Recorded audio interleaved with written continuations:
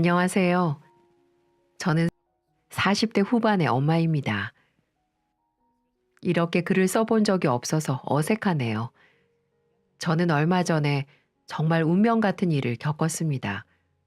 TV에서나 봤던 일들이 제게 일어났거든요. 바로 그 이야기를 해보려 사연을 보내게 됐습니다. 다들 제 사연을 들으시고 인연은 언젠가는 꼭 만난다는 희망을 품기를 바랍니다. 저는 24년 전 대학 시절 봉사 동아리의 선배였던 남편을 처음 만났습니다. 그는 동그란 안경이 잘 어울렸고 항상 밝은 얼굴로 봉사활동을 하곤 했어요. 조금은 까칠한 성격인 저와는 달리 누구에게나 친절하게 먼저 인사를 건네는 모습에 마음이 이끌려 남몰래 짝사랑을 했었죠. 그러다 그 선배가 다른 동아리와 미팅을 간다는 얘기를 듣고 마음이 다급해져서 고백해 버렸습니다. 그는 웃으면서 전혀 몰랐다고 조금 생각해봐도 되냐고 말하더니 며칠 후 제 고백을 받아줬어요. 그 후 우리는 2년 반의 시간 동안 연애를 했지요. 그는 제게 늘 든든한 나무 같은 사람이었어요. 제가 아플 때면 온갖 약을 사들고 달려와 챙겨줬고 힘든 일이 있으면 끝까지 제 옆을 지켜주면서 함께 해줬습니다.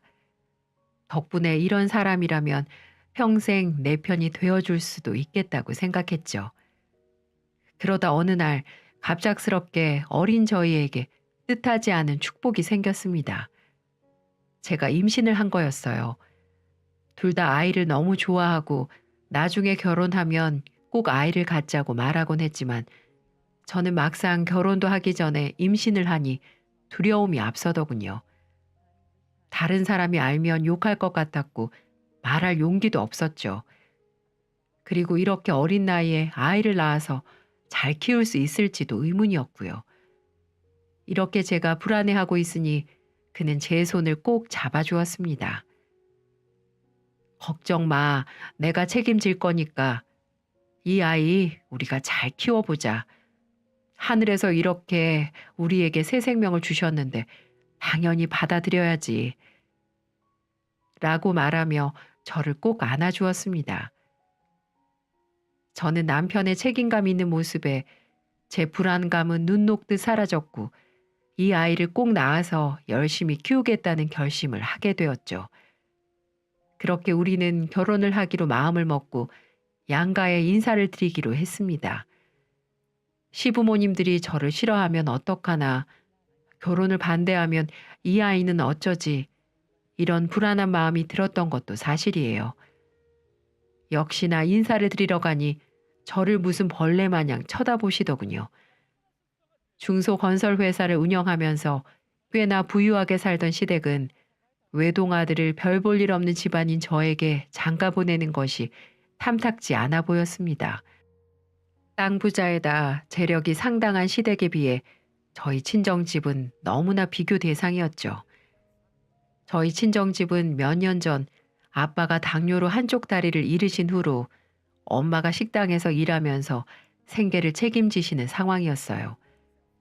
결혼 허락을 받으러 간 저는 무슨 죄라도 지은 사람처럼 시부모님 앞에서 무릎을 꿇어야 했어요. 시어머니는 저와 남편의 무릎을 꿇린 채 호통을 치며 말하기 시작했습니다. 어디서 갑자기 근본도 없는 애랑 결혼을 운운해? 그리고 얘, 넌 부끄럽지도 않니? 어린 게 발랑 까져서는 결혼 전에 임신한 게 뭐가 자랑이라고 떠들어? 저는 뭐라고 반박이라도 하려고 입을 열었지만 남편이 대신 말하겠다면서 막았어요. 그러곤 이렇게 말했죠. 엄마, 말씀이 너무 심하세요. 우리 여진이 그래도 착하고 얼마나 성실한데요. 저희 아이도 생겼으니까 더 열심히 살게요. 허락해 주세요. 말도 안 되는 소리 하긴. 애 때문에 결혼하는 거지? 돈 줄 테니까 당장 지워. 낳기만 해봐. 당장 찾아가서 애 갖다 버릴 거니까. 시어머니는 이런 말도 안 되는 협박을 하며 제게 아이를 지우라고 강요했어요. 하지만 이미 마음을 굳힌 저는 시어머니의 눈을 똑바로 보며 말했죠. 어머님, 제가 임신한 아이니까 선택은 제가 해요. 저는 이 아이 낳아서 예쁘게 키울 거예요. 어떤 협박을 하셔도 소용없어요. 당당한 태도로 제가 말하니 시부모님은 어이없는 표정을 지었고 한참을 더 화를 내고 욕도 하셨지만 제가 물러서지 않자 가슴을 팍팍 치며 집안에 요물이 들어왔다면서 앞으로 두고 보자며 남편 머리를 사정없이 때리고는 뒤돌아 가버리시더군요. 마치 어디서 저런 애를 데리고 왔냐면서 네가 저지른 네 똥 네가 치우라는 표현이었죠. 결국 우리는 시댁에서는 원치 않는 결혼을 하게 됐습니다. 다행히도 저희 부모님은 넓은 마음으로 이해해 주시고 받아주셨고 앞으로 열심히 살라고 응원을 해 주셨습니다. 그래도 시모는 자기 아들은 끔찍이 생각하는지 작은 신혼집을 구해 주시더군요. 원래 우리는 양가 부모 도움 없이 월세방부터 시작하려고 했어요. 차근차근 올라가는 재미도 나쁘지 않을 것만 같았거든요. 그런데 어느 날 시모가 저를 찾아오더니 1억을 주시면서 작은 집이라도 구해서 살라고 하시더라고요. 물론 지금의 1억은 작은 돈일 수 있지만 20년 전에는 나름 큰 돈이었어요. 처음에는 지금 이게 뭐지? 이거 주고 무슨 시집살이를 시키려고 그러나 라는 생각을 했지만 아무 조건 없이 아기 낳고 잘 살라고 하길래 받았습니다. 정확히 말하자면 제가 받은 게 아니라 남편이 받자고 했죠. 그래서 고민 끝에 감사하다고 고개를 숙이며 앞으로 잘 사는 모습 보여드리겠다고 했습니다. 저는 그때만 해도 제 자식이 아무리 미워도 부모는 부모구나 생각을 했어요. 하지만 시간이 점점 흐르면서 그 돈이 제게 지옥 같은 삶을 안겨줄지는 꿈에도 몰랐습니다. 지옥 같은 시집살이가 시작되는 시발점이 되었죠. 하루는 저희 집으로 시댁 식구들을 초대해서 다 같이 식사를 갖게 되었습니다. 제 나름대로는 정성스럽게 준비하기 위해 요리책을 열심히 뒤져가며 한상 가득 음식을 준비했어요. 그런데 시어머니는 고생했다는 말 대신 밥상머리를 보자마자 온갖 트집을 다 잡더라고요. 얘, 이걸 음식이라고 준비를 했니? 고기는 딱 봐도 수입산에 갈비찜은 맛대가리 없게 생겼잖아. 이걸 지금 음식이라고 내놓은 거야? 이렇게 손님 대접할 줄도 몰라서야. 그러더니 한번 맛을 보고는 폭풍 같은 잔소리를 이어나갔어요. 야, 국이 왜 이렇게 짜니? 누구 죽일 일 있어? 그리고 갈비찜 상한 거 내온 거 아니야? 당장 버리고 다시 해. 우리가 무슨 개도 아니고 이런 걸 어떻게 먹으라는 거니? 화가 난 시어머니는 제가 애써 준비한 음식을 전부 싱크대로 가져가 엎어버렸어요. 그러고는 먹을 게 없으니 30분 안에 다시 준비해 놓으라면서 방으로 들어가 버렸죠. 저는 어처구니 없는 광경에 억울해서 눈물이 났고 그 상황을 지켜보던 남편은 도저히 참을 수 없었는지 부모님이 들어가신 방으로 가서 그러실 거면 나가서 드세요. 이렇게 말하고는 부모님을 내쫓아 버렸어요. 시부모님은 저를 감싸고 도는 남편을 보며 전연 때문에 부모 자식 사이가 나빠진다 라며 마지막까지도 제게 손가락질을 하며 나가시더군요. 저는 시모가 엎어버린 음식들을 일일이 싱크대에서 꺼내 음식물 쓰레기 봉투에 담으며 얼마나 울었는지 모릅니다. 그런 모습을 본 남편은 정말 미안하다며 다시는 이런 일 없도록 좀 더 신경을 쓰겠다면서 저를 다독여 주더군요. 홀몸도 아니고 임신한 몸으로 이런 추한꼴을 당하니 당장이라도 결혼을 미루고 싶은 마음이 들었지만 그래도 언제나 제 편을 들어주는 남편이 있어서 버티려고 노력을 했던 것 같네요. 그렇게 5개월쯤 지났을 때 남편이 어느 날 밤 할 말이 있다며 조심스레 얘기를 꺼내더라고요. 여보, 요즘 많이 힘들지? 벌써 당신 8개월째네? 어, 그래도 당신이 항상 옆에 있어 주니까 그나마 나아. 여보, 있잖아. 앞으로는 그게 조금 힘들 수 있을 것 같아. 그게 무슨 말이야? 나 아버지가 회사로 들어오래. 이제 사업 물려받을 때 됐다고. 시아버지는 오래 키워온 건설 회사를 아들에게 물려주기로 결심하신 듯 했죠. 저도 사실 남편이 예전부터 그 회사를 물려받을 날을 기다려 왔다는 걸 알고 있었기에 차마 말릴 수가 없었어요. 그치만 건설회사 특성상 앞으로 일 때문에 남편의 출장이 잦아질 건 뻔하기 때문에 남편은 제게 조심스럽게 말을 했던 거였습니다. 회사 들어가면 집에 있는 시간이 별로 없겠네. 그래도 어쩌겠어. 당신도 언제까지 이렇게 지낼 순 없잖아. 나는 괜찮으니까 아버님 회사 가서 일 잘 배워. 그렇게 말해줘서 고마워. 아무래도 내가 빨리 자리를 잡는 게 앞으로 우리 아이를 위해서라도 좋을 것 같다는 생각이 들더라고. 그러니 우리 힘들더라도 조금만 참자. 내가 열심히 해서 당신하고 우리 아이 행복하게 해줄게. 그리고 혹시라도 우리 엄마가 괴롭히거나 구박하면 당장 말해. 나도 이번에는 그냥 넘어가지 않을 거니까. 걱정 마. 설마 만삭의 며느리한테 무슨 짓이라도 하시겠어? 뱃속에 당신 손주가 자라고 있는데 내가 알아서 할 테니까 당신은 일이나 열심히 배울 생각만 해. 저는 속으로는 초조하고 두렵기도 했지만 겉으로는 내색하지 않았어요. 괜히 제가 그런 모습을 보이면 남편이 일을 제대로 하지 않을 것만 같았거든요. 그래서 아무렇지 않은 척 남편의 인생을 응원해 주었습니다. 기뻐하는 남편의 얼굴을 보니 잘 생각했다 싶었어요. 그렇게 남편은 회사 일을 시작하게 됐습니다. 아침 7시에 일찍 출근해 밤 9시가 돼서야 들어오는 날이 많았고 가끔 지방 출장을 갈 때면 며칠씩 집에 들어오지 않는 날도 많았습니다. 그 사이 전 점점 배가 불러왔고 허리 아파서 제대로 일어서지 못할 정도로 고통을 겪는 날을 반복했어요. 너무 아파서 우는 날도 있었죠. 하지만 시어머니는 이런 제 마음을 몰라주는지 남편이 집에 없는 틈을 타 저를 다시 괴롭히기 시작했습니다.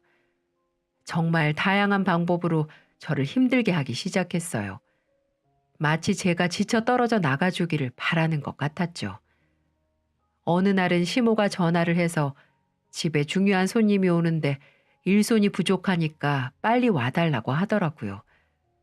저는 혹시 남편 회사와 관련된 높은 분인가 싶어 무거운 몸을 이끌고 시댁으로 갔습니다. 도착하고 보니 아주머니들 5명이 거실에 앉아서 깔깔거리며 얘기를 하고 있는 게 아니겠어요?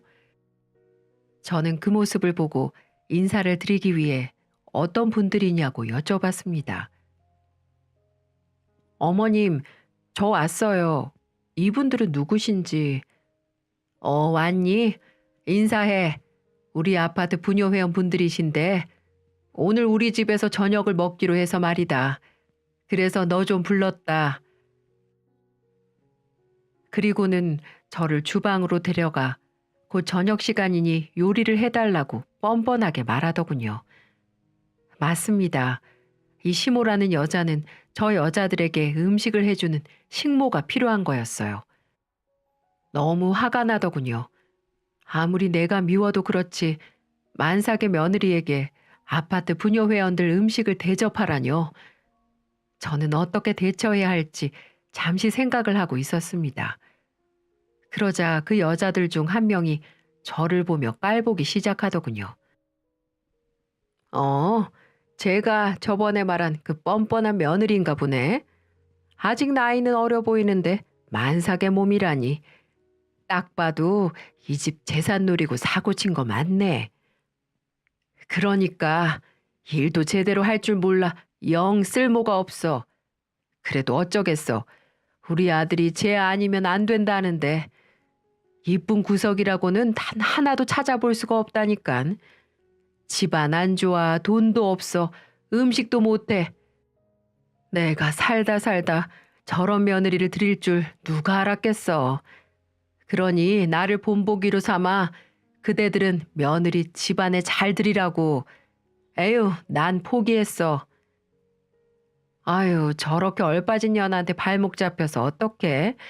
우리 사모님 보통 사람이 아닌데 저 며느리 때문에 흰머리가 장난 아니네.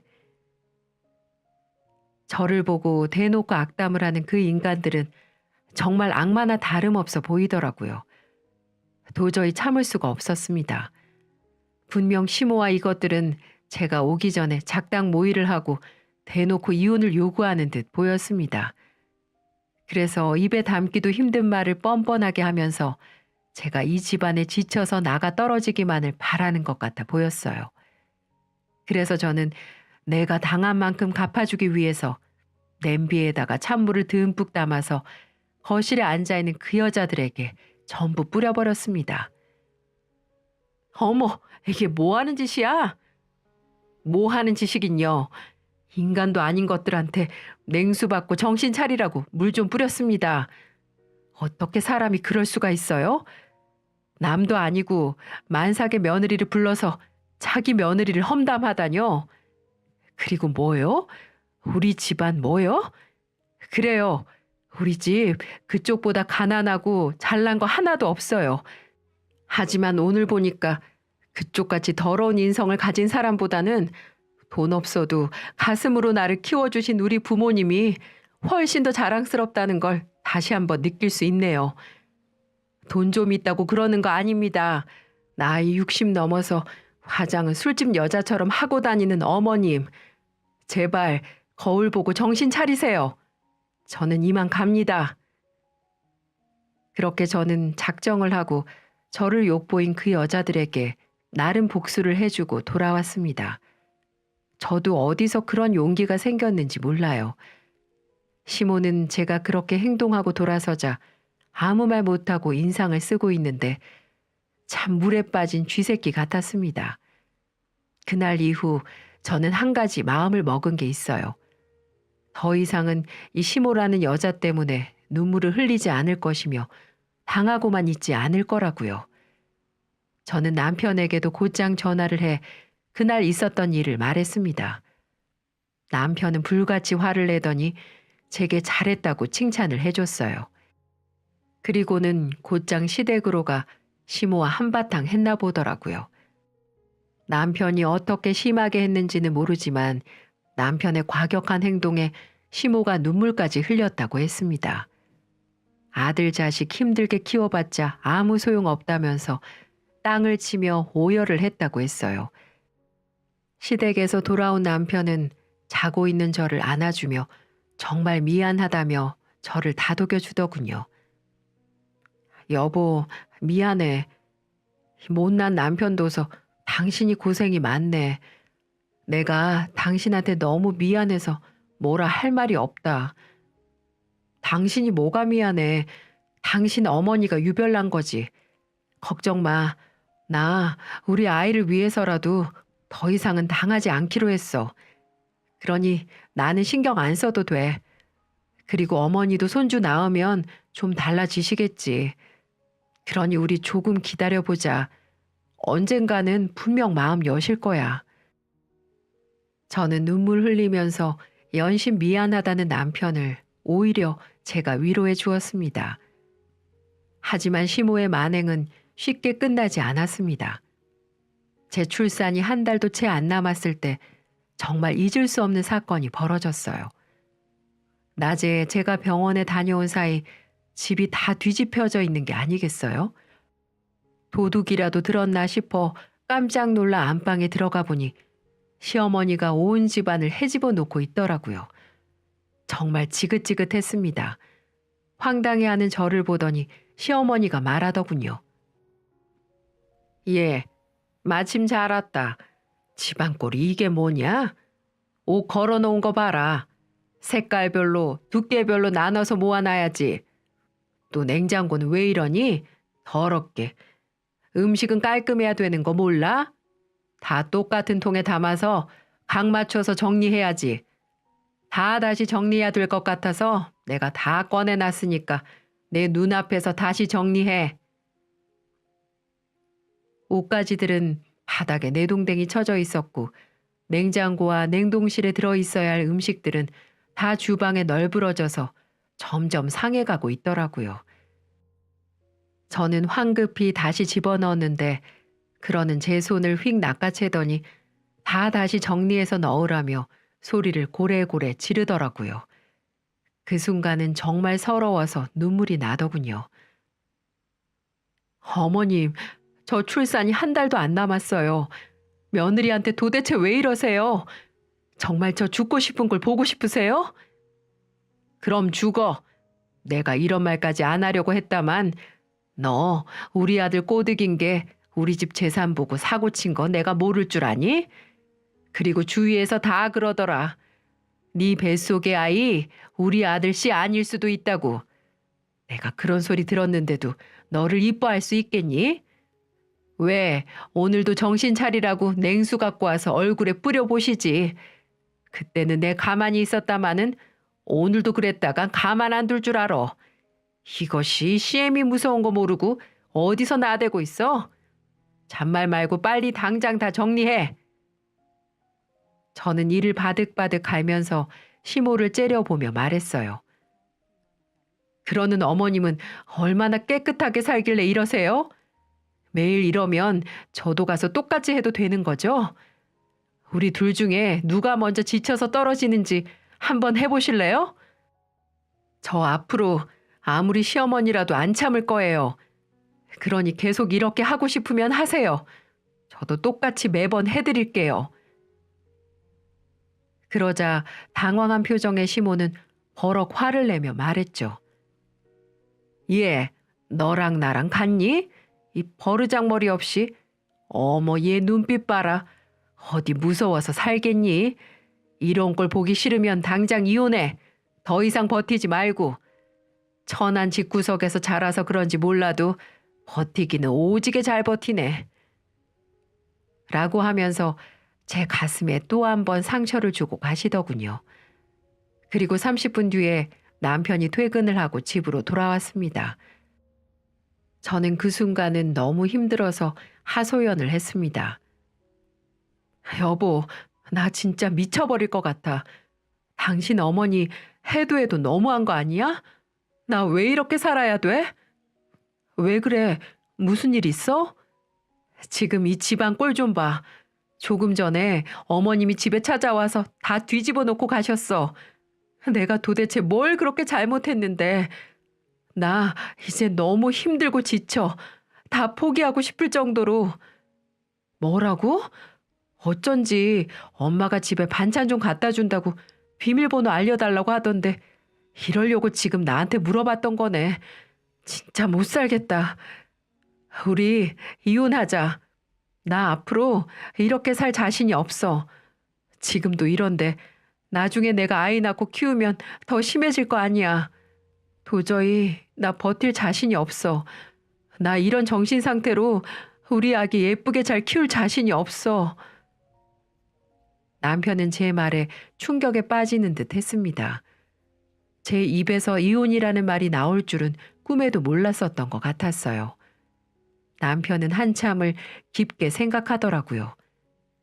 그리고는 아무래도 부모님과 진지하게 마지막으로 대화를 해봐야겠다고 했어요. 그리고 지친 목소리로 다음 날 저에게 말했습니다. 내가 전화해서 아들하고 연 끊기 싫으면 당신한테 사과하라고 했어. 그랬더니 오늘 만나서 직접 사과하신다고 했어. 그러니 여보, 나를 봐서라도 한 번만 이해해줘. 나도 지금 우리 가정을 위해 열심히 살고 있잖아. 오늘 만나서 다시는 안 그러겠다고 직접 말씀하신다고 했으니 직접 만나서 얘기 나눠봐. 내가 단단히 말씀드려놨으니까. 저는 바보같이 또 그 말을 믿었습니다. 아니, 마지막으로 믿어보기로 했어요. 남편이 영까지 끊는다고 했는데 더 이상은 안 그러겠지 하고 희망을 갖고 시어머니를 만나러 갔습니다. 그날 저녁 시어머니와 카페에서 마주보고 대화를 시작했어요. 처음에는 제가 먼저 앞으로 잘하겠다고 말을 했습니다. 어머님, 제가 마음에 안 드시는 거 알아요. 그런데 이제는 아이도 있잖아요. 이 아이 어머님 손주 맞아요. 원하시면 나중에 유전자 검사까지 해드릴게요. 그러니 이젠 그만 믿어주시고 저를 며느리로 인정해 주시면 안 될까요? 제발 부탁드려요. 너 갑자기 왜 나한테 꼬랑지를 내리니? 너 설마 네 남편 말 듣고 내가 너한테 진짜 사과하러 온 줄 아나 보구나. 어이가 없어서야 원. 난 너 며느리로 인정 안 해.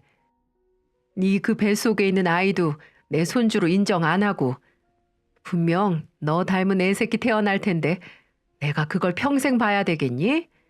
예, 너는 아직도 모르는가 본데 나중에 너 같은 애한테서 나온 애한테 내가 회사 물려줄 생각하니까 끔찍하다. 저는 부글부글 끓는 마음을 진정시키려고 애를 썼죠. 시어머니는 아랑곳하지 않고 말을 이어나갔습니다. 그래서 말인데 뭐 하나만 물어보자. 너 이렇게 거머리처럼 안 떨어지는 거 돈 때문에 그런 거 맞지? 애 핑계로 돈이라도 한 푼 받아내려고. 무슨 말씀이세요? 그런 생각 단 한순간도 한 적 없어요. 뭐가 없어 없긴. 뻔하지. 너 같은 애 떼어내는 법 내가 잘 알지. 시어머니는 가방에서 봉투 하나를 꺼내 제 앞에 던졌어요. 그러고는 말했죠. 네가 좋아하는 돈 두둑히 넣었다. 1억 정도면 이 애랑 당분간 살기 충분하지? 그거나 먹고 내 아들한테서 좀 떨어져. 그 말 하려고 나왔다. 그 돈이면 사는데 지장 없을 거야. 그리고 내가 이렇게 제발 부탁한다. 너도 아이 낳아보면 내 마음 알 수 있을 거야. 나도 처음에는 결혼시킬 때 언젠가는 좋아지겠지 하고 시켰다마는 가면 갈수록 며느리로 인정하기 싫은데 어떻게 해야 되겠니? 그래서 어떻게든 떼어놓으려고 내가 심하게 했던 거는 인정해. 하지만 너도 네 뱃속에 있는 아들 키워봐. 출신이 다른 집안과 사돈 맺고 싶은지. 뭐라고요? 끝까지. 내가 어떻게 하면 되겠니? 돈 더 주면 이혼해 줄 거니? 아니면 내가 네 앞에서 무릎이라도 꿇을까? 제발 앞길이 창창한 우리 아들 좀 낳아줘. 너 네 남편 사랑한다며. 그런 남편을 너 때문에 불행하게 만들어야 되겠어? 내가 이렇게 사정을 하마.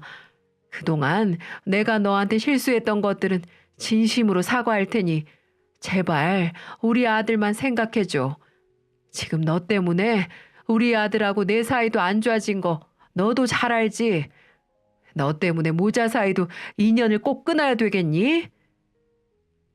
시모는 그렇게 말을 하며 제가 무릎이라도 꿇으라고 하면 모든 걸 꿇을 것처럼 말을 했습니다. 그 모습을 보고 저는 결심하게 됐습니다. 아, 이 집안과는 절대 이어질 수 없나 보구나. 이런 생각을 하게 되었고 시모 말처럼 저 때문에 남편 인생이 망가질 것 같다는 생각도 들었습니다. 그래서 조용히 사라져야겠다는 생각을 하게 되었죠. 저는 시모가 준 돈 봉투를 받아들고 알겠습니다. 제가 사라질 테니 제 남편 잘 부탁드려요. 그리고 앞으로 저 찾지도 말라고 전해주세요. 어머, 정말이니? 생각 잘했다. 잘했어. 그게 너하고 네 남편이 사는 길이야. 절대 우리 앞에 나타나지도 말고 애 데리고 수작질해서도 안 된다. 알았지? 그리고 이거 이혼 서류다. 거기에 네 도장만 찍으면 돼. 나머지는 내가 알아서 하마. 다 정리하고 이 서류는 식탁에 올려놓으면 내가 가질러 가마. 고맙다 고마워. 우리 마음 이해해줘서. 시모는 마치 로또라도 당첨된 듯 기뻐하더군요. 남의 인생 불행하게 만들어 놓고 이혼을 해준다고 하니 저렇게 기뻐하는 모습을 보고 이혼 결정을 잘했다는 생각이 들었습니다. 그 시간 이후 저는 남편이 퇴근하기 전에 모든 걸 정리하겠다는 마음을 먹고 이삿짐 센터를 불러 제 짐들을 정리하기 시작했어요. 그리고 남편에게 미안하다는 편지를 남겼습니다. 더 이상 이런 불행한 삶은 살기 싫다면서 말이죠. 저를 정말 사랑한다면 이제 저를 놔주라고요. 그리고 저는 우선 친정으로 갔습니다. 가는 내내 얼마나 울었는지 몰라요. 울지 않으려고 해도 나오는 건 어쩔 수가 없더라고요. 뱃속의 아이를 부여잡고 마음껏 울었네요. 이 눈물이 제 마지막이라 생각하면서 말이죠. 아이를 낳고 혼자 키우다 보면 이것보다 더 힘든 날이 많아질 게 분명했습니다. 그래서 저는 강해져야 했어요. 강한 엄마가 되어야만 했습니다. 그 이후 남편은 거의 매일을 친정으로 와 미친 사람처럼 저를 찾았지만 저는 단 한 번도 남편을 만나주지 않았어요. 그 생활이 2달을 이어갔습니다. 그 사이 저는 건강하게 아이를 출산했고 제 마음이 약해질까봐 남편이 찾을 수 없는 곳으로 이사를 가버렸어요.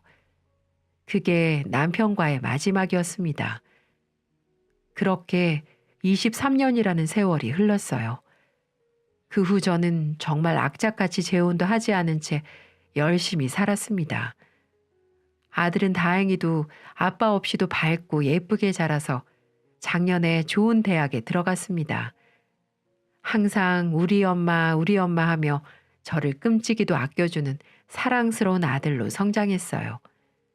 이제는 아무것도 부러울 게 없었습니다. 그렇게 아무 문제 없이 인생을 살고 있는데 어느 날 놀라운 일이 벌어지게 되었죠. 지방에 친구 아들 결혼식이 있어 제가 터미널에서 표를 끊고 있을 때였어요. 한 노숙자가 저에게 조심스럽게 다가와서는 고개 숙이며 밥값 2,000원만 빌려주세요 하고 구걸을 하고 있었습니다. 저는 정말 추레한 행색이었고 영락없이 오랜 시간을 길에서 보낸 사람 같았어요. 그런데 왠지 인상착의라던지 목소리가 어디선가 들어본 것 같더라고요. 그래서 물었죠. 2,000원은 드릴 수 있죠. 근데 목소리가 익숙해서 그런데 혹시 돈을 준다는 제 말에 그 남자는 고개를 들고 저를 바라보았습니다. 그 순간 저는 심장이 멎는 줄 알았습니다. 그 사람은 바로 20여 년 전 이혼한 제 남편이었어요. 오랜 세월 동안 한 번도 본 적이 없지만 못 알아볼 수가 없었죠. 말도 안 되게 달라졌지만 키, 체형은 물론 서 있는 자세와 그 눈, 코, 입, 분명 그가 틀림없었어요. 저는 너무 놀라 큰 소리로 말했습니다. 여보, 어떻게 된 거야? 왜 여기서 이러고 있어? 제가 부르자 본인도 깜짝 놀랐는지 도망치려고 하더이다. 그래서 저는 곧장 따라가서 남편을 불러 세웠습니다. 제발 이렇게 가지 말라면서 말이죠. 그제서야 남편은 고개를 숙이고 자신의 모습이 처량한 줄 아는지 아무 말도 못하고 서 있더군요. 저는 그렇게 잘 살던 남편이 밥값 2,000원이 없어 구걸을 하다니 너무 마음이 아팠어요. 저는 그 길로 바로 식당으로 데리고 갔어요. 제대로 된 식사를 한 지가 오래되었는지 허겁지겁 밥을 삼키더군요. 그러고는 배를 채우고 나서야 멋쩍은 표정을 지으며 그동안의 자초지정을 말해주더군요. 당신한테 이런 모습 보여서 미안해. 당신과 이혼하고 나서 7년 정도 지났을 때 부모님이 갑자기 사업 확장을 무리하게 하는 바람에 그만 부도가 나버렸어. 뭐? 부도? 그래도 숨겨둔 재산이 있었을 거 아니야. 부도 나기 전에 몰래 재산을 감추긴 했는데 그마저도 사기꾼들한테 전부 사기당하고 말았어. 결국 우리 아버지 스스로 극단적인 선택을 하고 말았고 어머니는 지금 뇌출혈로 쓰러지셔서 10년째 요양병원에 계셔. 한순간에 집안이 풍비박산 나고 만 거지 뭐. 저는 남편의 얘기를 듣고 충격에 빠지고 말았습니다. 시부모님들이 돈 욕심에 무리하게 사업을 확장하다가 부도가 났다는 소식이었어요. 그로 인해 시아버지는 화병이 나서 스스로 생을 마감했다더라고요. 그리고 시어머니는 지금 요양병원에서 쓸쓸하게 남은 생을 이어가고 있다고 했고요. 이렇게 모든 가족들이 뿔뿔이 흩어지고 남편은 어떻게든 남은 돈이 있어 살아보려 했지만 그나마 남은 돈도 믿었던 친구에게 사기를 당했다고 했습니다. 이렇게 집과 재산을 다 잃고 신용불량 신세로 지내다가 7년 전부터 노숙자 신세로 지내고 있다고 했습니다. 날씨가 추운 겨울에는 지자체에서 제공해준 집에서 생활을 했고 무료 급식소에서 끼니를 때웠다고 했어요. 제게 차비로 2,000원을 빌리려고 했던 건 소주를 사 먹기 위해 빌린 거라고 했습니다. 젊었을 적 반짝반짝 빛나던 그 사람이 이렇게 20년 만에 나락으로 떨어진 것을 제 눈으로 보니 저는 너무 안타까웠어요. 그래도 한때 사랑했던 사람을 저버릴 수는 없었던 저는 가방에서 축의금으로 준비해둔 10만 원을 꺼내 남편에게 건넸어요. 그리고 말했죠. 현금이 이것밖에 없어 더는 못 주지만 이걸로 정신 차리고 오늘은 따뜻한 찜질방이라도 가서 푹 자. 그리고 내 전화번호 줄 테니 내일 꼭 나한테 연락해. 알았지? 제 말에 남편은 고맙다고 연신 고개를 숙이더니 돈을 받아들고는 눈물을 뚝뚝 흘리더라고요. 부끄러움과 후회가 섞인 감정이었겠죠. 그동안 내가 너무 미안했어. 이제 남보다 못한 사이나 다름없는데 이렇게 따뜻하게 말해주는 거 보니 역시 당신은 그때 그대로 선하게 살아왔구나 싶네. 나 때문에 힘들었을 텐데. 그 이후 저는 며칠을 고민한 끝에 남편을 더 이상 이렇게 살게 할 수 없어 저희 집으로 데리고 왔습니다. 그리고 우리 아들과 남편이 처음으로 상봉하는 그날이었어요. 아들은 제 아빠를 보자마자 믿기 힘들어하는 모습이었어요. 어릴 때부터 아빠라고 한 번도 불러본 적이 없는 사람이 갑자기 나타났으니 놀랄만도 했을 테죠. 이름이 대훈이라고 그랬지? 아주 듬직하게 잘 자라주었구나. 우리 아들, 이 애비가 한 번도 찾아오지 못해서 미안해. 내가 미안하다. 아무리 그래도 끝까지 너랑 네 엄마를 찾았어야 했는데 정말 미안해. 아빠? 정말 제 아빠 맞아요? 엄마, 정말 내 아빠 맞으셔? 그래, 네 아빠 맞아. 너를 이 세상에 있게 해준 분이셔. 그러니 인사드려. 아들은 제 말이 끝나기 무섭게 제 아빠를 안아주었습니다. 20년 동안 한 번도 보지 못했지만 제 아빠라는 말에 그동안의 서름을 다 잊는 듯 남편을 안아주며 말을 하기 시작했어요. 아빠, 보고 싶었어요. 항상 상상 속으로 아빠를 생각하곤 했었는데 이제 아무 걱정하지 마세요. 더 이상 길거리에서 방황하지 마시고 이제 우리와 같이 살아요. 이제 제가 잘 모실게요. 아들은 지금껏 한 번도 보지 못했던 남편인데도 모든 걸 이해하고 받아들였습니다. 그날 그렇게 아들과 남편은 눈물의 상봉을 하고 그동안 하지 못했던 얘기들을 나누더군요. 그 모습을 보는 저는 얼마나 뿌듯하던지 남몰래 주방으로 가 눈물을 흘리며 다시는 우리 가족 떨어지지 않겠다고 다짐을 했었네요. 그날 이후 남편은 머리도 자르고 아들이 목욕탕으로 데리고 가 목욕도 시켜주고 예전의 모습으로 돌아갈 수 있도록 우리는 노력을 했습니다. 같이 여행도 다니고 사진도 많이 찍고 그동안 하지 못했던 추억들을 쌓으며 행복하게 지냈습니다. 다시 혼인신고도 마쳤고요. 그래서 그런 생활이 영원할 줄만 알았어요. 이제 더 이상 우리에게 이혼을 강요하는 사람도 없었고 우리에게 구박을 하거나 무시하는 사람도 없었어요. 이제는 우리만 잘 살면 그만이었습니다. 하지만 저의 그 바람은 오래가지 못했습니다. 어느 날 남편이 밥을 먹다가 기침을 하더니 피를 토하더군요. 저는 너무 깜짝 놀란 나머지 곧바로 남편을 데리고 병원으로 달려갔습니다. 그리고 검사를 받기 시작했죠. 혹시라도 잘못된 병이라도 걸렸을까봐 얼마나 초조했는지 모릅니다. 그리고 검사 결과가 나왔고 저는 그 검사 결과를 받아들이고 또 한 번 슬픔을 겪어야만 했습니다. 검사 결과는 간암 말기. 네, 남편은 오랫동안 길거리에서 노숙 생활하면서 아침, 점심, 저녁이고 외로움을 이겨내려고 술을 달고 살았다고 했어요. 안 먹으려고 해도 꿈속에서 저와 우리 아들이 나타나 미안함에 죄책감에 술을 안 먹을 수가 없었다고 했습니다. 그러다 보니 몸에 이상 증상이 오면서 몸이 망가져 버렸던 겁니다. 의사 선생님 말로는 간 이식을 하지 않으면 오래가지 못할 거라고 했습니다. 저와 아들은 그 청천벽력 같은 소리를 듣고 좌절을 할 수밖에 없었어요.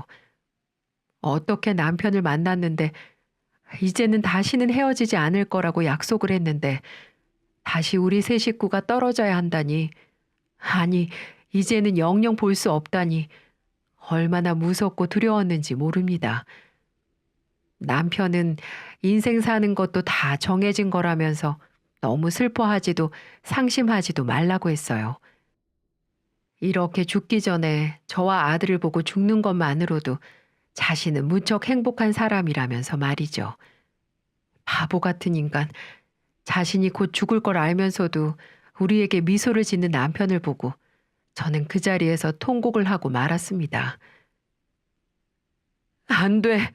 그럴 수 없어. 우리가 어떻게 만났는데 이렇게 보낼 수 없어. 못 가. 이제 못 간다고. 가려면 나도 데리고 가. 그 순간은 저도 울고 아들도 울고 남편도 울었습니다. 그렇게 저는 집에 와서도 울고 쓰러지기를 반복했어요. 삶에 의욕이 없고 지쳐 쓰러져만 갔습니다. 그렇게 시간이 흘러갔습니다. 그리고 어느 날, 그날도 침대에서 누워있는데 아들은 제게 놀라운 말을 전해주더군요. 지금 생각해도 가슴이 쿵닥쿵닥 뛰는 것만 같네요. 아들은 제 손을 잡아주며 이야기를 꺼내기 시작했습니다. 엄마, 걱정 마세요. 아빠, 우리랑 같이 지낼 수 있을 거예요. 뭐? 그게 무슨 소리니? 지금 병원에서 다 죽어가는 거 몰라서 하는 소리야? 사실은 저도 검사 받고 왔어요. 무슨 검사? 제가 아빠 공여자가 되기로 결심했어요. 미리 말씀 못 드려서 미안해요. 혹시라도 제 간이 아빠에게 맞지 않으면 실망할까봐 그동안 말씀드리지 못했어요. 오늘 결과 받았는데 다행히도 적합 판정을 받았어요. 우리나라 의료기술 좋아져서 문제 없대요. 그러니 엄마, 어서 정신 차리고 일어나세요. 뭐? 지금 너 뭐라고 했어? 누가 너 보고 그런 짓을 하래? 그러다 잘못되면 어쩌려고 그런 짓을 한 거야? 안 된다. 난 우리 아들 그렇게 만들 수 없어. 너네 아빠도 원하지 않을 거야. 그럼 어쩌실 건데요? 계속 이렇게 아무것도 못하고 누워만 계실 거예요? 이러다 엄마까지 잘못되면요. 저도 이제 20살 넘은 성인이에요. 제 간도 아빠와 엄마가 주신 거잖아요. 우리, 우리 정말 힘들게 만났잖아요. 저도 더 이상 우리 가족 떨어지고 싶지 않아요. 그러니 엄마, 제 뜻대로 해줘요. 부탁이에요. 아들은 그렇게 말을 하며 제 품속에 들어와 어린아이처럼 울기 시작했습니다. 언제 이렇게 우리 아들이 컸는지, 어떻게 이렇게 착할 수가 있는지, 지금껏 자라면서 한 번도 엄마 힘들까봐 말썽 한 번 부리지 않던 우리 아들, 너무 고맙고 감사했습니다. 저는 결국 아들의 뜻대로 따르기로 했어요. 남편도 마찬가지로 처음에는 절대 그럴 수 없다며 완강하게 반대했지만 아들의 뜻을 꺾을 수는 없었어요. 그렇게 남편과 아들은 나란히 수술실에 들어갔습니다. 두 부자를 보며 얼마나 기도를 했는지 몰라요. 병원 한 모퉁이에 이런 성경 말씀이 있었습니다. 두려워 말라. 내가 너와 함께 함이니라. 놀라지 말라. 나는 네 하나님이 됨이니라. 내가 너를 굳세게 하리라. 참으로 너를 도와주리라. 참 의로운 나의 의로운 손으로 너를 붙들리라. 이사야 41장 10절의 말씀이요. 저는 교회를 다니진 않았지만 그 순간만큼은 몇 번이고 그 성경을 읽으면서 수술이 끝나기를 바랬습니다. 그리고 간절히 기도했어요. 그리고 오랜 수술이 끝나고 드디어 수술실의 문이 열렸어요. 남편과 아들은 각자 병실로 옮겨졌고 저는 의사 선생님을 붙잡고 수술 경과를 물었습니다. 의사 선생님은 밝게 웃으며 수술 잘 끝났습니다. 두 분 다 잘 견뎌준 덕분에 이상 없이 무사히 이식에 성공할 수 있었어요. 축하드립니다. 저는 그제서야 온몸에 힘이 빠져 병원에 주저앉고 말았습니다. 하나님, 감사합니다. 우리 귀한 아들과 남편, 이렇게 새 생명 주셔서 감사합니다. 얼마나 기뻤는지 몰라요. 너무 행복했습니다. 다시 우리 가족이 행복해질 수 있다는 사실이 정말 꿈만 같았어요. 그렇게 수술이 잘 끝나고 지금 1년이 지났습니다. 지금은 어떻게 지내냐고요? 우리 세 식구 너무나 잘 지내고 있답니다. 얼마 전에는 제주도 여행도 다녀왔고요. 남편은 아들이 준 간 때문에 새 생명을 찾아서 직장을 다니고 있습니다. 비록 한 달에 100만 원 남짓한 돈을 벌면서 생활하고 있지만 지금은 그 누구보다 행복하다고 말하네요. 저희 아들은 곧 군대에 갈 예정이에요. 이제는 늠름한 청년이 되어 우리나라를 지키려 군인이 된다고 하네요. 정말 우리 아들 멋있지 않나요? 저는 요즘 교회에 다니고 있어요. 하나님의 은혜를 받아 우리 가족이 다시 이렇게 만난 것만 같거든요. 다시 새 생명을 주신 것도 하나님의 은혜라는 생각이 들고요. 앞으로 이런 행복이 다시는 깨지지 않도록 교회도 열심히 다니면서 남편과 우리 아들 잘 챙기면서 살아갈 겁니다. 다들 제 사연 어떻게 들으셨나요? 정말 기적 같은 사연 아닌가요? 이걸 보시는 시청자분들도 저를 보면서 무슨 힘든 일이 있더라도 희망의 끈을 놓지 마시고 잘 살아가셨으면 합니다. 정말 간절히 원하면 이루어진다는 말이 있듯이 이 모든 것들이 제게 일어나는 걸 보고 저도 살아가야 할 이유가 생겼으니까요. 저희 가족 잘 살 수 있도록 여러분 응원해 주세요. 저도 다들 열심히 응원하겠습니다. 제 긴 사연 지금까지 들어주셔서 감사드리며 항상 행복하고 여러분들의 가정에 축복만이 가득하길 기원하겠습니다. 감사합니다.